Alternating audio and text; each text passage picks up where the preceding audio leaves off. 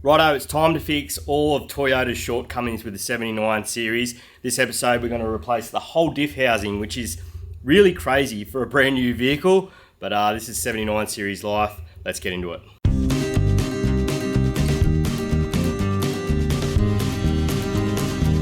Oh my god. Okay, I've got a spare. What have you done? Oh my god.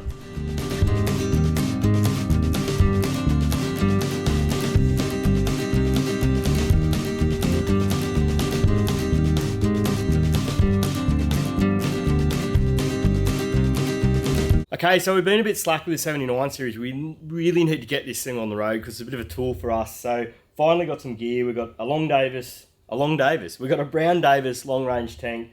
We've got the Dwiz diff housing. We've got compressors, floor mats, door pods for the speakers themselves, heap of DCS batteries, which that'll be really cool when we get into the electrical system, a clutch, and all these things a lot of them you shouldn't have to do to a brand new car, but the 79 series is very unique that way.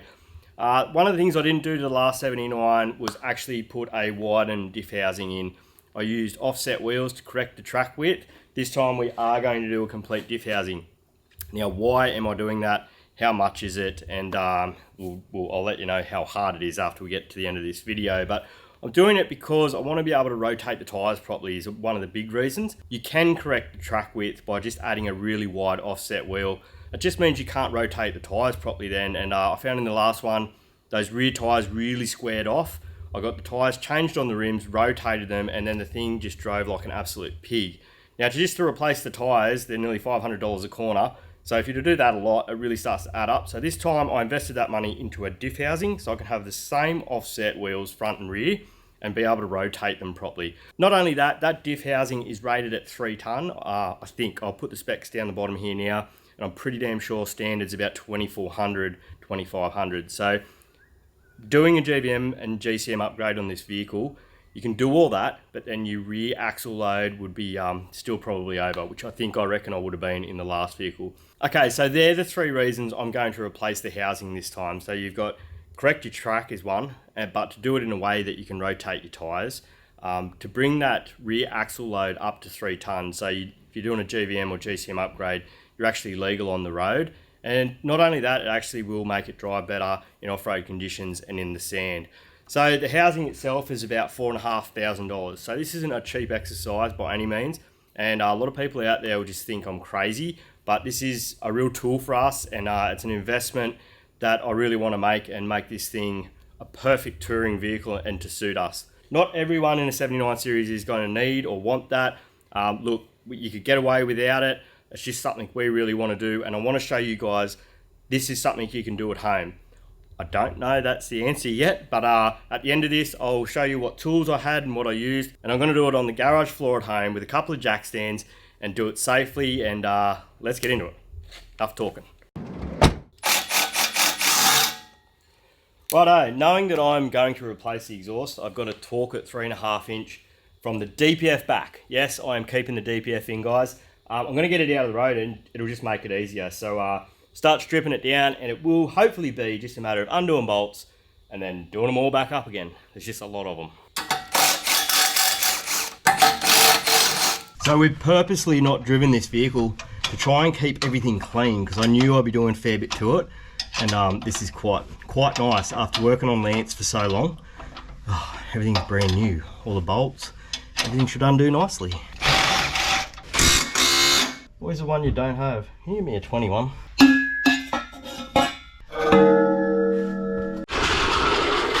So I've got the luxury of doing this without the tray on, and I'm doing that for 2 reasons. One, it was only a temporary tray, so it was 2 guys, 4 bolts to get rid of it. And it'll just allow me to film it properly and show you guys how to do it. Also, it means I won't have to get under the car as much doing this at home on the garage floor.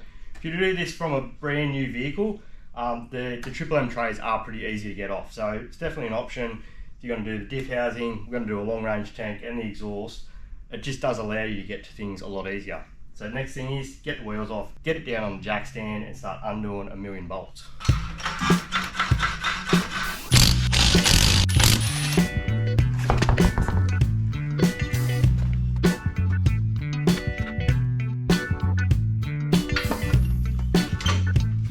weight right off the springs, which is good because it means I'll be able to slide the housing out, leave the springs actually done up. That was the plan, but it's dropped down that much. Now the jack's stuck, so we've got to try and get it out, and then we'll be right. STS Garage style.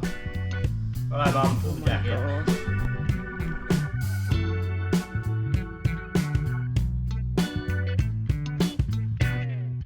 Okay, so obviously zero weight back here. We've got about half a tank of fuel, and you got all that engine weight in front.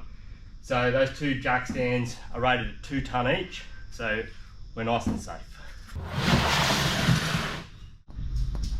This ute has 400 kilometres on it, and look at that, just gunk in there. It's like grease. There is definitely a bit of metal in there. Actually, there's quite a big chunk there. So look, I'm not scared because the last ute we had 60,000 Ks on it when we sold, and it used to come out like this quite regularly actually. So definitely two surfaces that wear together do create a little bit of waste material. There you go. Righto, I've got my best little drop sheet here, the old Pinky. The point of it is just to be organised, and it'll help stuff rolling off the bench.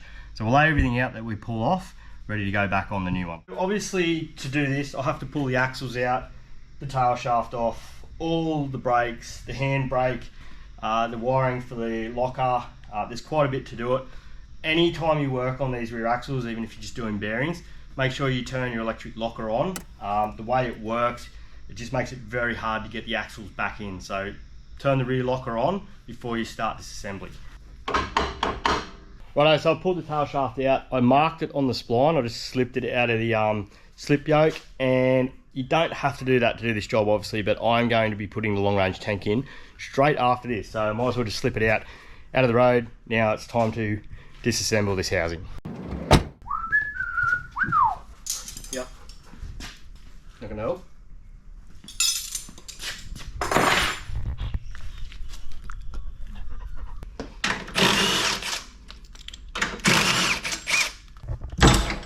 Going down.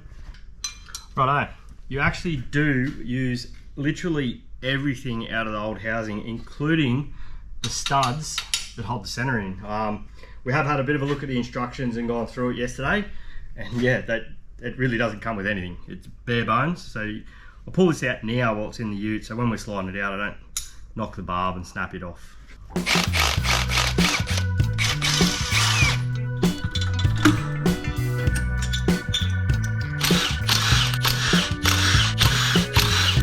You really should use a proper drift for this, like a softer steel. So take your time if you don't have one. I've been doing this for years like this with just a crappy cheap punch, which is arguably probably a lot softer steel anyway. So just give them a knock and get those cone washers out. There we go. You obviously don't want to hit on the end of the nut. The nut's just there to protect the thread, and they do have a bit of a round on them too. So take your time. Don't damage the thread, and the cone washers will pop out. Okay, so it looks like the axle's just started to pop out already. If it doesn't, you do have these holes here that you can wind a bolt into to pull that axle out.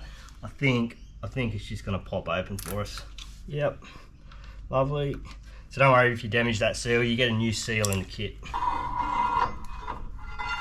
Righto, that is a flare nut spanner set. I just have to check, make sure I got the name right. These are for your brake lines. You don't want to round those nuts off on your brake lines, and they get very, very bloody tight. So one of the more painful parts of this whole job is I'm going to have to undo the brake lines. I'm going to clamp them off at the back of the car, so when we go to rebleed the system, we don't have air all the way through it. It'll be just across the back diff. But it's one thing to keep in mind, that you will have to get some brake fluid and bleed the brakes. Okay, so rather than clamp the brake lines, I had a bit of old brake line laying around out the back, so we've made some little plugs. Obviously not everyone's going to have a bit of brake line lying around, but it probably does pay to be prepared for this. Rather than clamping those soft brake lines off and risk damaging them, plug the brake line instead.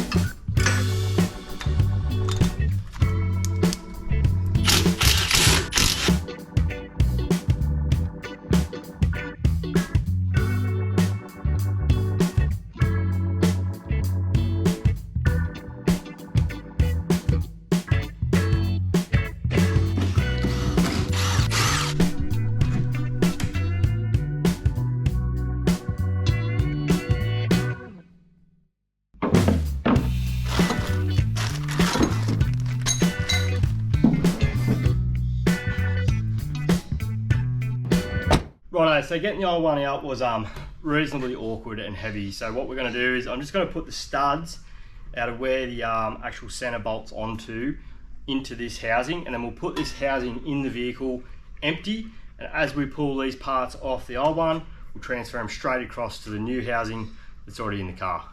Perfect. Simple thing to get studs out is just to lock 2 nuts together on the end of the thread, wind the stud out, leave those nuts on there, wind it back into the new housing, unlock the nuts, take the nuts off. It's pretty simple. Okay, so as I wound out the studs, I did notice they had some sort of sealant on them. I'm not sure whether it was really Loctite or not. I'm going to use a bit of jointing paste, which we will use this on the fuel tank as well, because it's not so important that these are Loctited, I don't think, because they're done up that bloody tight anyway.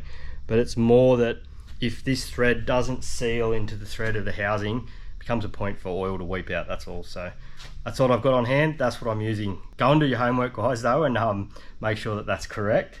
Like I said, I'm not a mechanic. This is STS Garage, shows that an average guy can do it. Doesn't mean that I'm doing everything correct.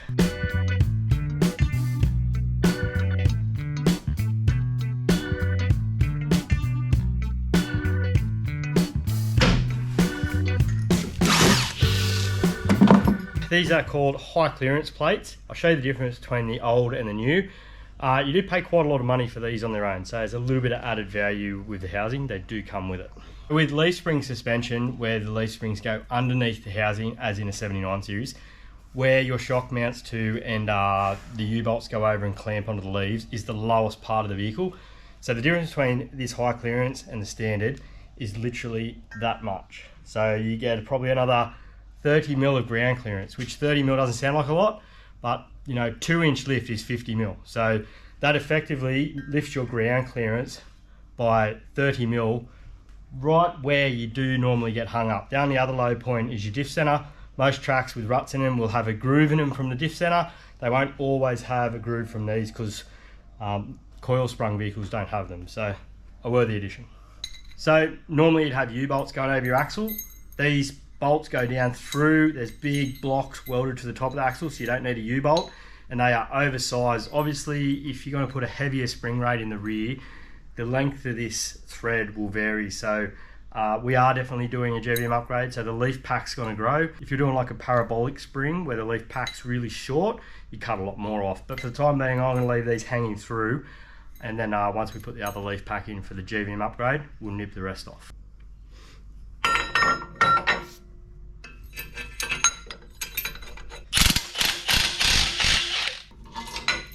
Righto, it is important to use a torque wrench, especially for particular things when you're dealing with suspension and that. If these bolts were to come loose, it's a pretty important piece here to keep you on the road. So it says 125 foot-pounds of torque in their instructions, so that's what we're going to do.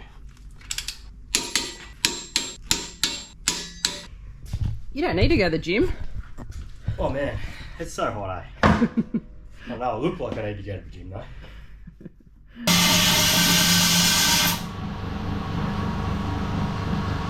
Okay, we'll go ahead and remove the brakes, the handbrake drum, all the bearings, and start transferring it across onto the new housing.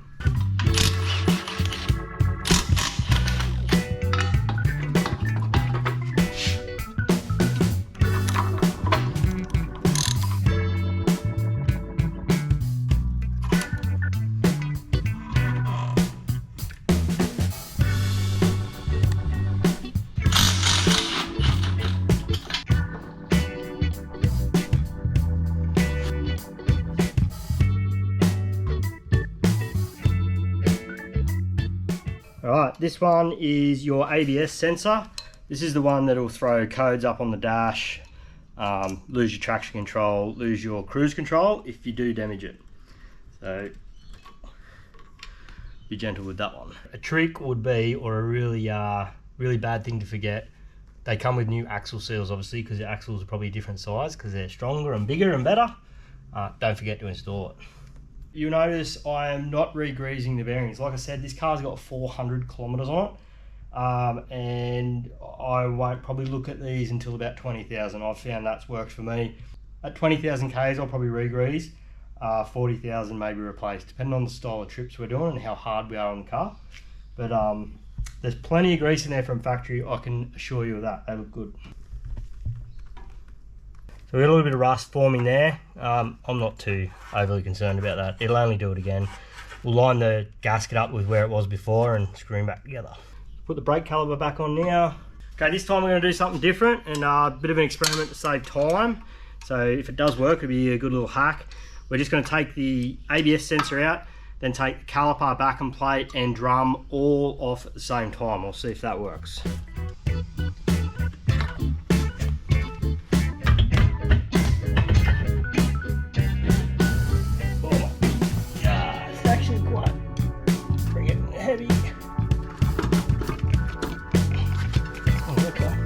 Okay, so removing the whole back and plate, drum and disc brake caliper did really work.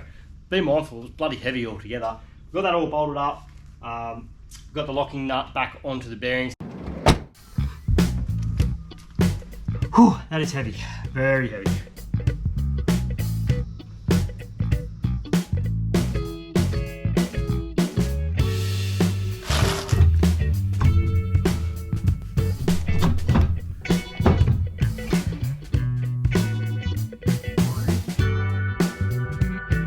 Righto, it really is time just to start putting it all back together, how the other one come apart.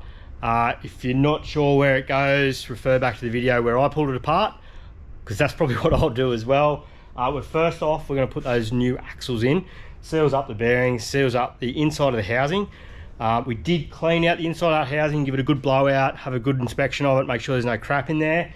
And everything stayed nice and clean the whole way through this. Bearings, the housing, we put that away over in the corner with something over the top of it. And yeah, we shouldn't have any issues from foreign material getting in there. So let's get it all back together. Right, we'll wipe a little bit of grease around the inside of this axle seal. Now, they always say don't touch the axle seal with the axle as you push it in. Don't stress too much. It's bloody nearly impossible. Do your best, take it easy.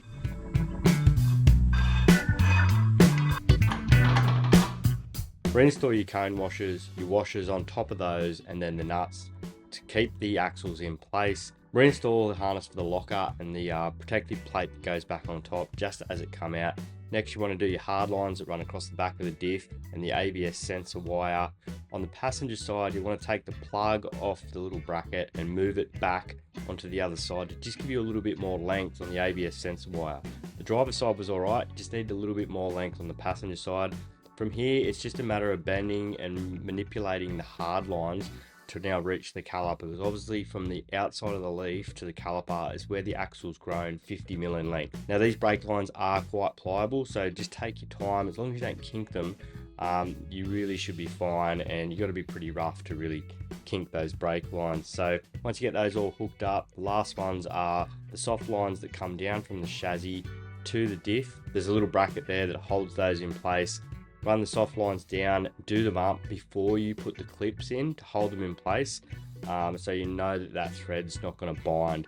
Once you get those done up reasonably tight, put your clips in, nip them back up, and we're just about there.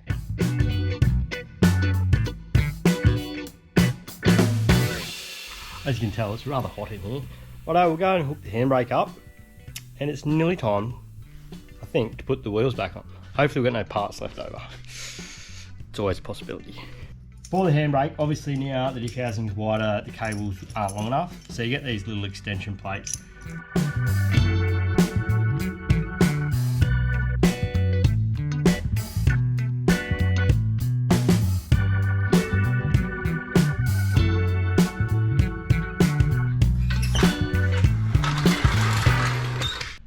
Look at that. That's what a 79 series looks like when the front and the rear tyre actually bloody line up.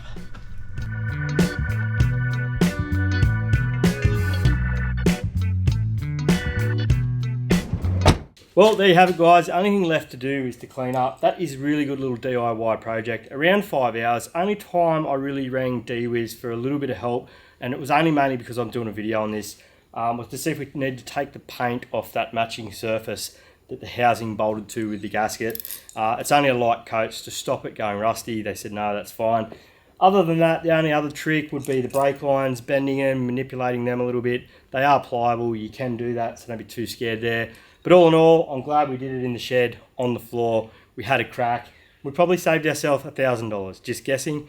Mechanics aren't cheap these days, and so they shouldn't be, but if you can do it yourself, you'll also learn a lot about your own vehicle, and I really enjoy that too. Anyway, guys, we're going to leave it there. Next episode, we'll get into this long-range tank, get the exhaust fitted back on, and obviously the drive shaft, fill it with oil, and then hit the road onto the next project on the 79 series. So don't forget, you only live once. Get out in the shed, have a go. See you next time, guys.